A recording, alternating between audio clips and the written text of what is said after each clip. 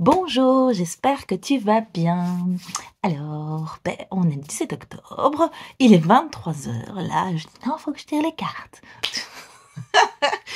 Bon, je pense que la pleine lune ici, elle vient sûrement un petit peu travailler. J'avais envie d'aller un peu investiguer. Alors, je vais pas vous faire un tirage à choix, mais je peux déjà partager avec vous qu'il y a deux tendances. Donc, je sens vraiment deux tendances qui viennent avec cette pleine lune. Que vous retrouverez peut-être plus dans l'une, peut-être dans l'autre, et peut-être aussi un petit peu entre les deux. Ce qui s'appelle dire tout et son contraire. Non, c'est une blague, mais j'aurais plutôt tendance à sentir un clivage, vraiment, entre deux tendances. Alors d'un point de vue, j'ai d'un point de vue numérologique, mais on me dit, non, pas d'un point de vue, c'est bon, pas d'un point de vue numérologique. Ok. Je vais utiliser les cartes de l'animal de pouvoir. J'espère que ça va bien en ce moment, que ça dépote pas trop chez vous. Ok, je vais mélanger ici. Donc là, avec des animaux de pouvoir, celui-là, je l'aime assez bien. Il y a pas mal de cartes, donc c'est assez chouette parce que... Ah là là, les gars. Ok. Première tendance, c'est le chien avec Anubis. Anubis, il y a un truc de... vous avez besoin de protection. C'est marrant, il y a la lune. Bah oui, il y a la lune. Voilà. Et à côté, il y a cette force du feu. Deux tendances. Écoutez, je vais un peu travailler l'une et l'autre. Je sens que là, il y a un truc qui vient être un peu moins confortable par rapport à cette énergie-là. Ok, les deux suivantes. Deux sens. Ok, vous restez bloqué. Oui, dans l'imaginaire, dans des croyances erronées. Il y a cette notion-là. Vous les alimentez. Exactement, on me dit. Vous alimentez des croyances erronées qui viennent vous bloquer dans des peurs. Qui ne sont qu'une partie de la réalité. Parce qu'en fait, tout ce qui est croyance est une extrapolation d'une réalité, bien sûr. Des conclusions erronées. On me dit des conclusions erronées. Alors. Oui, c'est ça. Il y a un truc qui est bloqué, donc il y a un truc qui ne circule pas parce que vous refusez d'envisager que vous puissiez vous être trompé. C'est devenu trop fondateur dans vos modèles de pensée, dans votre modèle de croyance. Il y a une solution à ça. Ici, ça vient vous bousculer pour le moment. Il faut vraiment vous reconnecter à votre sagesse intérieure. Il y a un truc. Si vous ne faites pas confiance à l'extérieur, et vous avez raison, j'ai envie de dire, quelque part, c'est intéressant de pouvoir rencontrer l'extérieur pour venir confronter un peu nos croyances. Il faut pouvoir accepter de regarder les choses telles qu'elles sont, pouvoir observer les faits, pour pouvoir venir valider ou invalider certaines de nos croyances. C'est pas toujours confortable de se dire « Ah mais merde, je me suis trompée ». Ma vision change. Il n'y a pas de honte à évoluer et avoir sa vision qui change vraiment. Ça fait partie du cheminement et de l'apprentissage. C'est normal. C'est la vie. C'est pareil pour tout le monde. Donc, donc ça, c'est vraiment important. Mais on a parfois du mal à lâcher. Alors que moi, ici, je vois quand même que la sagesse intérieure, vous l'avez. Si vous laissez place... Comment est-ce que je pourrais dire ça? Si vous revenez à une forme d'humilité, désolée, hein. Si vous acceptez de lâcher le fait que vous voulez absolument avoir raison, vous pouvez vous reconnecter vraiment à ça. Et là, il y a vraiment un beau cadeau derrière. Dans la relation aux autres, moi j'entends. Dans la relation aux autres. Donc je ne sais pas après, voilà ce qui se passe, ce qui bloque. Ça vient peut-être vous parler de quelque chose en particulier que vous vivez. Ouais. Quelqu'un sur qui vous avez une autorité, vous avez l'impression de devoir garder une autorité, que vous allez perdre votre autorité si jamais vous montrez que vous vous êtes trompé, si jamais... Oui, on est vraiment dans l'ordre de même si j'ai tort, j'ai raison d'avoir tort parce que c'est moi le chef. C'est un peu cette énergie-là. Et parce qu'il faut que je garde la face, parce que le fait de dire que je me suis trompée... Alors... Non, c'est pas assez général. C'est pas valable pour tout le monde ce que je vais dire. Donc, on me dit de pas le dire. Mais en tout cas, voilà, il y a cette notion de devoir correspondre à ce rôle de fiabilité, d'autorité, etc. Et que vous vous sentez quelque part enfermé dans ce rôle-là, alors que vous vous êtes... donc, vous vous sentez investi par les autres, peut-être, par vous-même surtout. Donc ça, c'est important aussi. Donc c'est quelque chose dont vous pouvez vous libérer. Donc voilà, ça c'est pour la première, par rapport à ça, cette notion de... La lune, il y a vraiment avec la lune souvent le fait de pouvoir mettre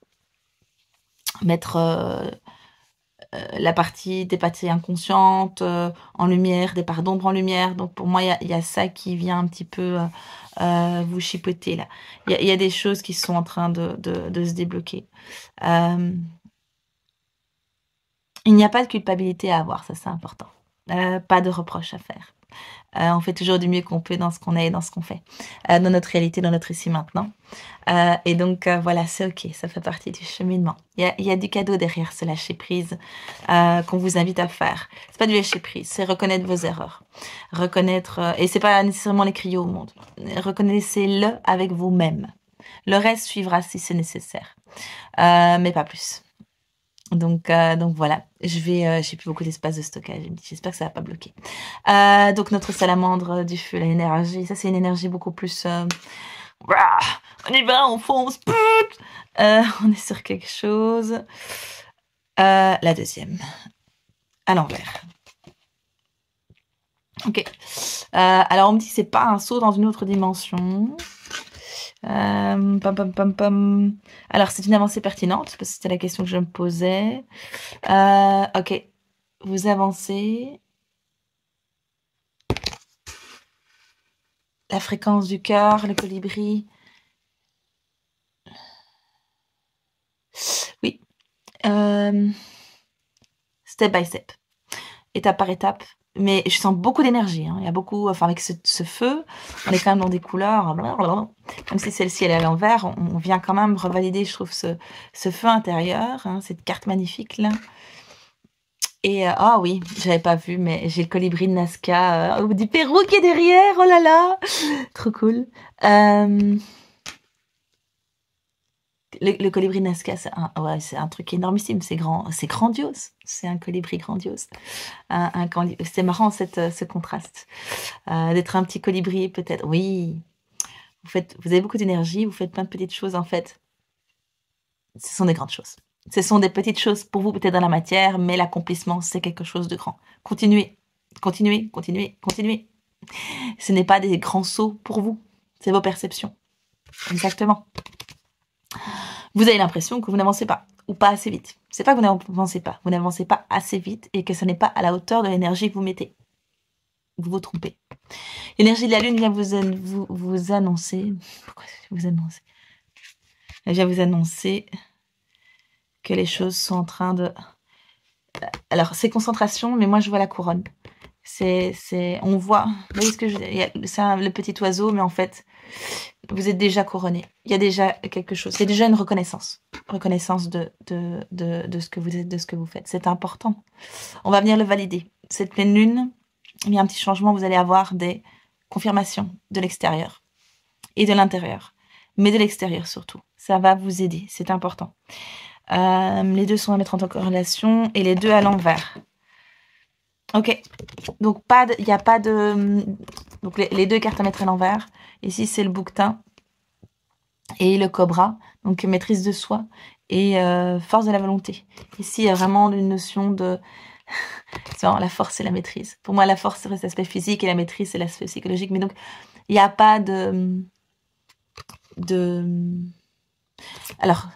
Pour moi, ce que ça vient dire, c'est que c'est quelque chose de fluide, c'est quelque chose d'organique. C'est pas quelque chose qui nécessite que vous deviez mettre de la force, que vous deviez mettre des compétences, que vous deviez... Vous voyez ce que je veux dire? Non, c'est pas encore clair, on m'a dit. Tire la dernière carte. Non, la dernière carte, oui. Pour toi, la dernière, c'est celle-là. Ok, voilà. Ça se fait de façon subtile. On reste dans les oiseaux, hein, les gars. Tout ce qui n'est pas oiseau est à l'envers, sauf la salamandre. Hein. Je tiens à préciser. La magie opère. votre magie opère, quoi que vous fassiez. Voilà, votre magie opère, quoi que vous fassiez. Elle devient de plus en plus tangible. Ok, là on me dit que je peux dire pour la numérologie. Donc le 10...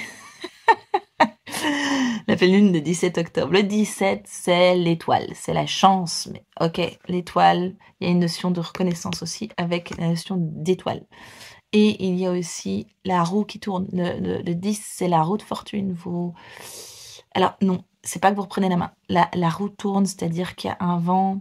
C'est comme le vent qui change. Il y a quelque chose qui change. Il y a un truc... je vais pas dire un virage de 360 degrés parce qu'on vit au même point. C'est la direction pour l'instant, c'était comme ça. Il y a quelque chose, ça va tourner. Le vent tourne. Il y a autre chose. Beaucoup de magie qui arrive à vous là.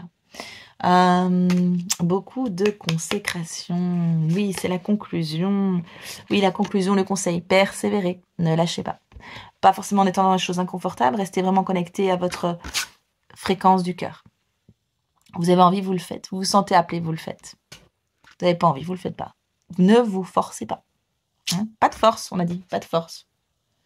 Pas de force. De volonté. Pas de... Non, on met de l'énergie sympa. L'énergie douce. On persévère. Asnaise, comme on dit. Le chameau, à son temps. Pas très... Il peut être rapide, hein, mais voilà, c'est pas non plus l'animal auquel on pense pour faire des choses très rapides. Mais en fait, ça irradie. Cette notion de roue qui tourne, la roue du temps, ça se met en route, les saisons se suivent, c'est inévitable, ça se met en place. Un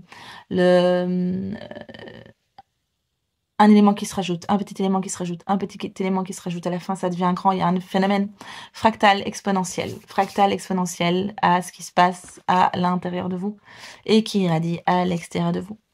Et ouais, je reviens vraiment avec ce colibri et sur le dessin du colibri de Nazca. Donc c'est le petit oiseau, mais en fait il est gigantesque sur le sol de Nazca. Je l'ai vu en vrai, dans un avion. C'était cool. Donc voilà, non, incroyable. Ok, voilà, ben, c'est tout les amis pour cette pleine lune. Ce qui est vraiment important, quelle que soit l'énergie dans laquelle vous vous retrouvez. Ok, tout va bien. C'est important, d'accord? Donc c'est juste, parfois on est un peu secoué et tout ça. Ici, je sens plus évidemment pour le groupe 1 que c'est un peu plus... Et le groupe 2, c'est un peu plus pour...